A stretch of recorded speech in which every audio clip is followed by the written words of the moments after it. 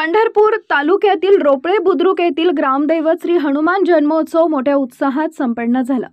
श्रीराम नवमी ते हनुमान जयंती असा सुरू असलेला अखंड हरिनाम सप्ताहाची देखील सांगता करण्यात आली।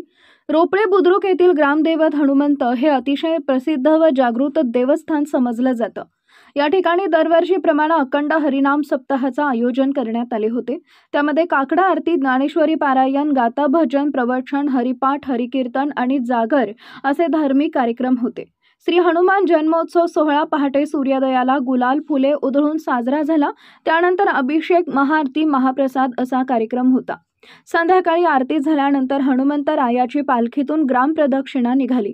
पारंपरिक वाद्याच्या गजरात, दिंड्या, पताकांच्या जयघोषात या पालखी सोहळ्यात बालवृद्ध सहभागी झाले होते। भक्तगण पालखी समोर बेबाम होऊन नाचत होते, फुगड्या घालत होते। रस्त्यावर सडा रांगोळी करून पायघड्या घालून पालखीचं स्वागत करण्यात आले।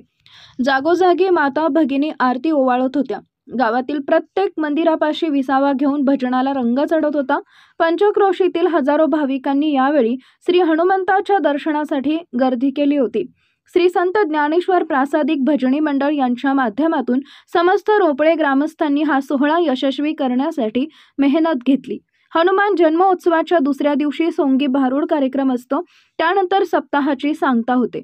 रोपळे बुद्रुक येथील या अखंड हरिनाम सप्ताहाला शेकडो वर्षाची परंपरा आहे।